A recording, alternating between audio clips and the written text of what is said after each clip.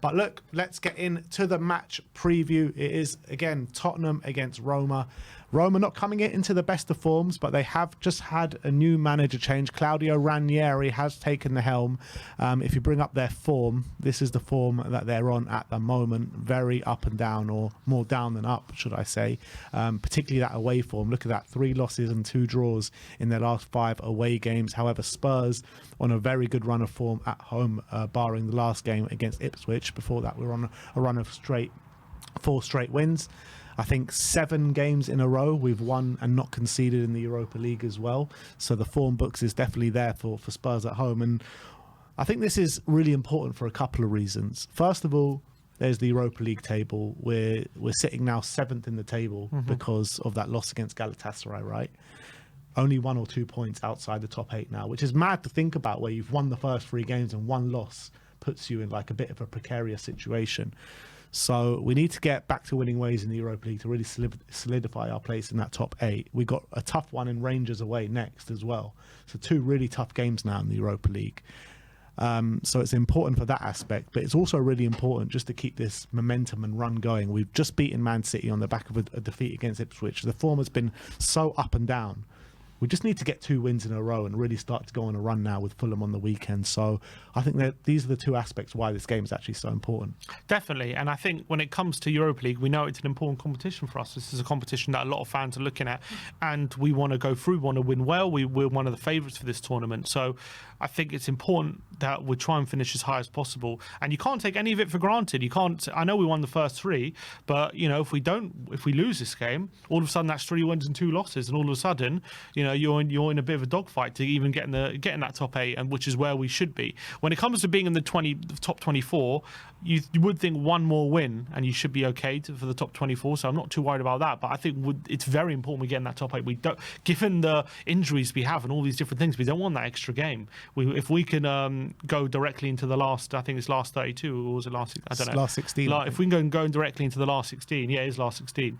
That would be really valuable for us, and so we don't have to stretch the squad even more than it needs to be. So I think this is very important.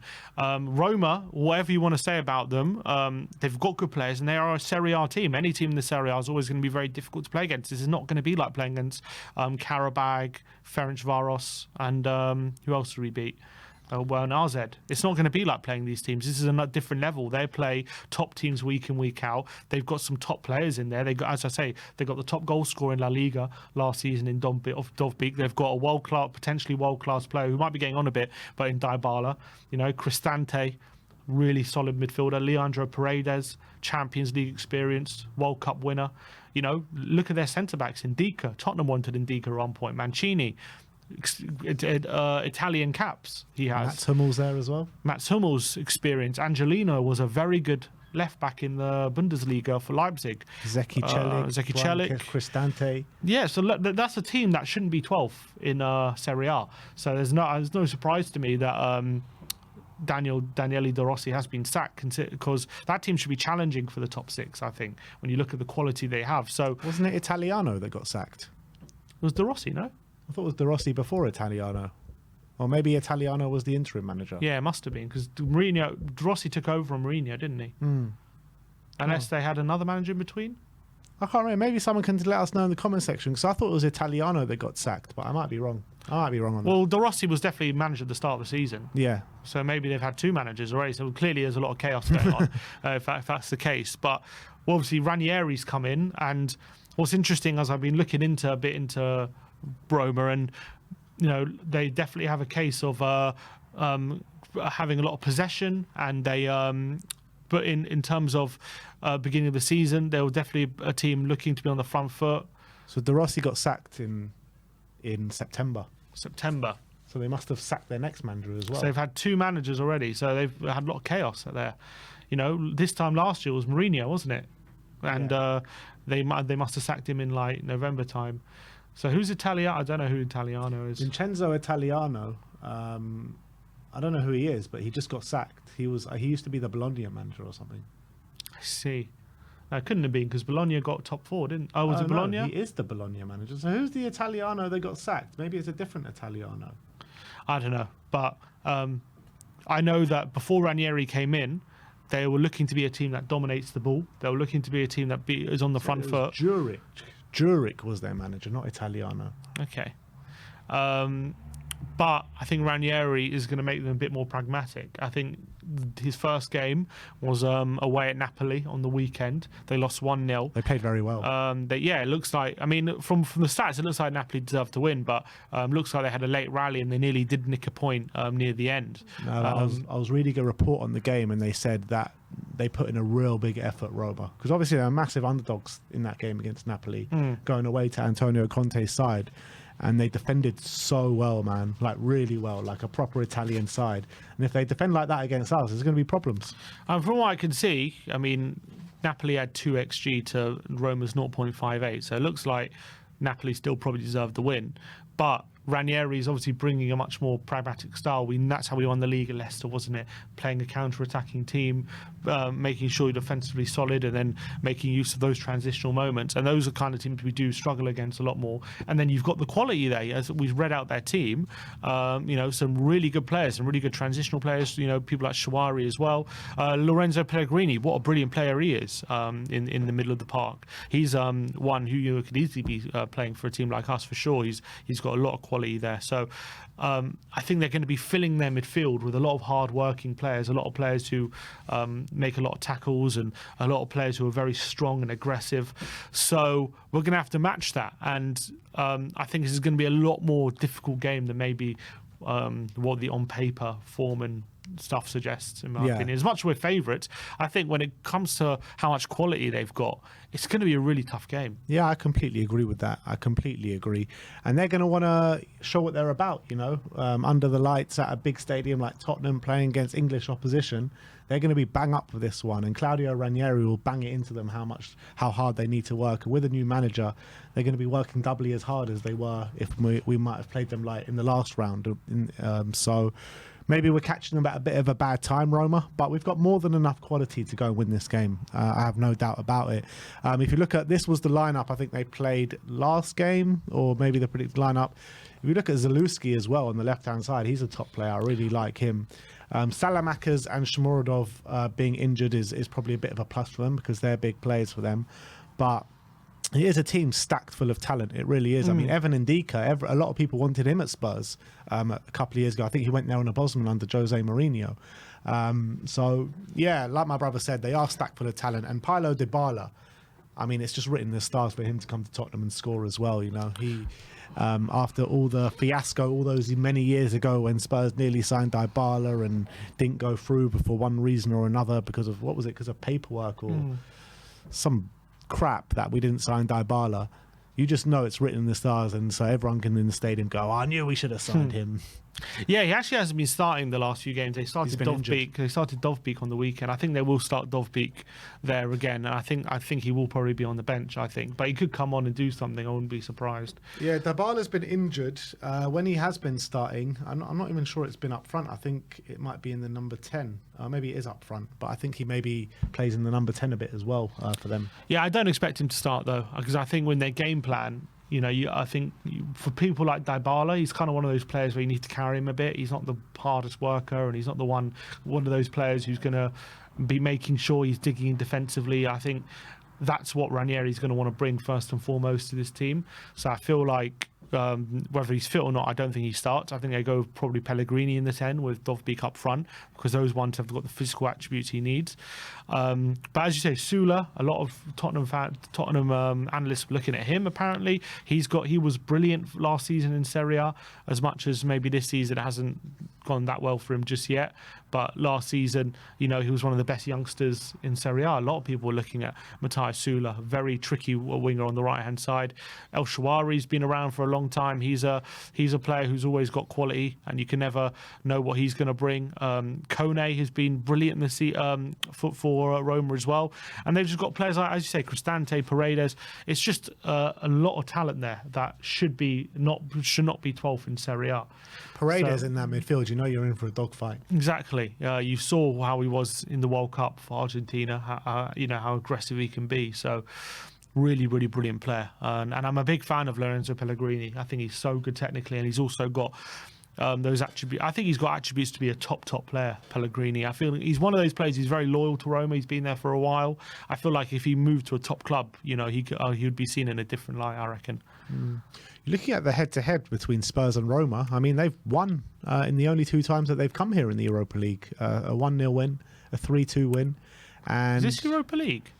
I think these must be friendlies, no? 4-1. 3-2 was actually a friendly. No, these are... Oh, no, yeah, go on. Actually, they're all friendlies. Yeah, I was about to say, we haven't played them. Yeah, they're all friendlies. They're all friendlies. They're all friendlies. Yeah, I was about to say, we haven't played them. It's not Europa League, but even though the 1-0 we didn't include the 5-0 when Darren Bent scored a hat-trick? Yeah, where's the 5-0? Where's the 5? So, yeah, not a great record in friendlies. Actually, the 5-0's not even showing up here either. Shocking. Scrub from history. I remember it well. David Bentley got on the score sheet. That was David Bentley's first game. Yeah, everything looked rosy at that point. Was that someone was making their debut that game? I can't remember who it was. Or maybe just Santos. Was it Spurs in the? No, it wasn't Spurs in the chocolate kit. Yeah, we were at home. Kit. We played in the chocolate kit. Yeah. Yeah. I was at that game. We played under 1-0. No, was it chocolate or black? Maybe it was a black kit we had back then. I think it was a black kit. But we beat them 5-0. Bent scored a hat-trick. Bentley got one. I think Dos Santos got one as well. And I was like, it was the first game before the start of the season, and everyone was like, oh my God. 2 points from 8 games. Even though we had just sold Keenan Berbatov. And then we had that, everyone was like stressing, and then we had that game, we're like, oh my God, actually, maybe we'll be all right. And then, 2 points from 8 games didn't actually mean anything. But that was a great day. Yeah, I can't remember if we've ever played Roma competitively in my lifetime. Well, clearly not. What was the game that we went to out in Haifa? Was that 1-0? Yeah, we lost 1-0 when we played against Mourinho. And I remember watching that game, just being so impressed by Zalewski out on their left-hand side, because he's so fast, such a tricky customer. And if we're not on our game, he's going to give probably Archie Gray a really torrid time. And Archie Gray's got to stand up to that because he's got quality as well. So he's someone that we need to look out for. But look, like we keep saying, they've got a team stacked full of talent. They're going to come. They're going to come with a bit of a new kind of vibe to them because of the new manager Claudio Ranieri. His 3rd time as Roma manager. Claudio Ranieri. Keep going back, don't they? It's just mad.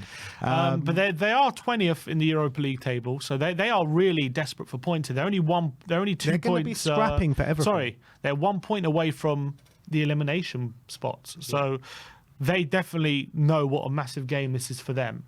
They have they're gonna come here full strength. They're not coming here resting players and thinking, we can change the squad and rotate. They're coming here. It's going to be Ranieri's 2nd game in charge. They're going to come here full strength. They're going to come here knowing this is a massive game when it comes to their future in this competition. So make no bones about it. This is going to be a massive game for them. They're going to be on their A game. Yeah, and it's a massive game for us as well. Don't get it twisted. We are sitting 7th. We need to be in those top 8 spots come the end of this group. And with us playing Roma now and Rangers in the next 2 games, we've got Hoffenheim and Elfsborg to finish off. We've actually got 3 kind of fairly tough games the next 3, with the toughest coming in the next 2. Rangers away. Whatever form Rangers are on in the SPL, under the lights at Ibrox in Europe, they're going to be bang at it. And I think Roma are going to come and be bang at it at Tottenham tomorrow as well. So Spurs need to come into it with a really good mentality. We need to take that kind of vibe from the Man City game and relay it on the pitch at Tottenham, because you look at the last couple of games in the Europa League, we haven't been that good. You look at the 3-2 away at Galatasaray. First half it could have been 5 or 6 down, if not more. You look at the AZ game.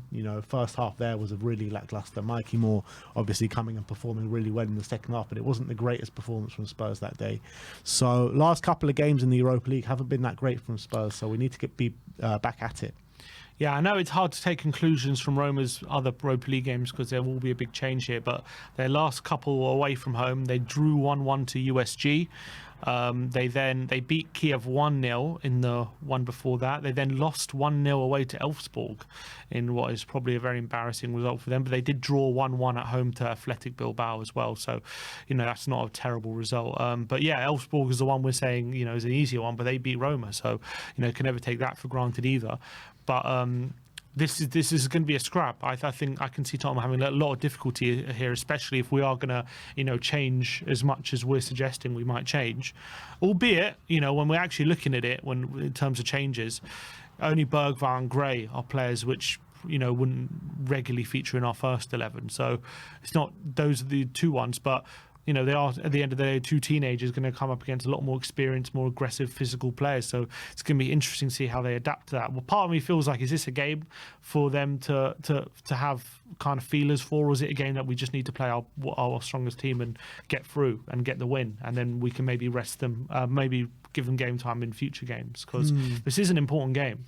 Yeah, there is a good case for that, because it could be a case of put out your strongest team, win the game, go beat Rangers in a couple of weeks' time with a strong team as well, and that's top 8 done. And then in the last few games against Hoffenheim and against Elfsborg, you can rotate a bit, but you're also coming into the busiest period of the year now with games every 4 days. So, and also knowing next week we have a midweek Premier League game. Every game we have midweek games. I'm saying the midweek Premier League game, I don't envisage Bergvall and Gray to play that game. So we know that whoever's playing on Sunday is most likely going to have to play again on Thursday, and then again we have another game on Sunday, and again I don't envisage Gray or Bergvall to be starting those games. So when is another opportunity for them to get that game time, or even not even necessarily just for them to get game time? It's more, when is there going to be another opportunity to just rest a few people? There's not too many opportunities. The next opportunity is Rangers. Yeah, so I think we're going to have to we're kind of stuck to play them in this game. Our next few midweek games, so we've got Roma, Bournemouth away, which is going to be such a hard game, Rangers away, and then Man United at home. And Chelsea. Chelsea midweek? Oh, you're talking about just midweek? Yeah. Yeah. No, it's not midweek. I thought you were talking about I'm just talking about the midweek games. Yeah. So, yeah, those are the midweek. Those are all our midweek games before the Liverpool game. So, out of all those games, the only time that we can rest players is probably the Europa League games. Because I know in the Man City game in the Carabao Cup, he played Archie Gray at right back. Do you think he does that in a quarter-final against Man United? I mean, there'll be pelters if he does and we lose. That's the truth. But there would have been pelters if we lost against City. And we won. Yeah, it's fair enough. That's fair enough. So I think Ange is brave enough probably to do it, I would say. Yeah. I think Ange believes in these players a lot, the young players. Particularly Archie Gray. I feel like he believes in Archie Gray a lot. I guess the difference is Man City, rested a few players, or Man United do that. They're probably going to go into that game full strength, aren't they? Yeah, that's also true. But Man United full strength is probably weaker than the Man City weakened team. Yeah, but it's going to be interesting to see how the Ranieri effect, changes things. Is it just going to be another manager who comes in trying to change their fortunes and he goes the same way as the last two managers? Before. Yeah, I know. So I feel like what everyone say about Ranieri, he hasn't, since Leicester, he has been a bit rubbish. He's had a lot of jobs, which none of them he's been in for any extended period of time. He seems to lose his job pretty quickly in a lot of them. Oh my God, he's been in so many jobs. That's what I'm saying. It's crazy. He went to Nantes in France between June 2017 to June 2018, so 1 year. 41 games. I think it's 15 wins, which is not great. Then he went to Roma, 2019, March to May. Yeah, we went to Fulham as well for what? 3 Fulham months? in between then, yeah, for 3 months, from November to February. Then Roma, March to May. Then Sampdoria, he was there. What was his record last at Roma? 12 games, 6 wins, 4 draws and 2 losses. And 2 losses. Okay, not the worst, but not the best either. Not the best, no. Only 17 goals scored, yeah. Sampdoria, 2019 to 2021. This was his longest stint. 72 games, 27 wins, 13 draws and 32 losses. Then great. Watford, 14 games, 2 wins, 11 losses. Cagliari, from January to May, 65. 18 months, is that? 18 months, yeah. Yeah, from January till the end of the next season. 65 games, 22 wins, 22 losses and 21 draws. No, 22 draws and 21 losses. Yeah. And then this Roma, he's had 1 game, 1 loss. But he's very much a manager who doesn't build things, does he? He's very much there for short term. But do you really get even a short term bounce with him? I don't even know. Like Leicester is very much an outlier in recent years for him. He's been a manager for a very long time. You got to remember 2002, he was manager of Chelsea, wasn't he? 2003, he was a manager before Jose. So he's been in management for so long, Ranieri. And he retired. He retired and came back. He retired literally after the Cagliari job or something. And he's come back. We can't turn down Roma. Yeah, and then Roma put out the word, and he's like, I'm there. So as much as it is a new manager and all this kind of stuff, it's also Ranieri. Like, is he a manager who gets too much out of his? It is, but on a one-off game, particularly in his second game in the job, you know the players are going to fight for him, particularly when they look at the league table in the Europa League. I don't think the manager will make an impact in terms of setting up the team and the playing style and all that kind of stuff. But in terms of the fight on the pitch, the players are going to show that fight on the pitch tomorrow, just because of the circumstances I've just announced. So yeah, I think you're right, and this what I'm about to say probably has no bearing on what might happen tomorrow. But I doubt he lasts the season. Yeah, maybe not. Yeah. But yeah, I agree. It doesn't have a bearing on tomorrow. Yeah. Because I think tomorrow, you just know that they're going to be bang at it. But even if they are bang at it, we've got more than enough quality within the team, even in the predicted lineup that we spoke about before, to go and win this game.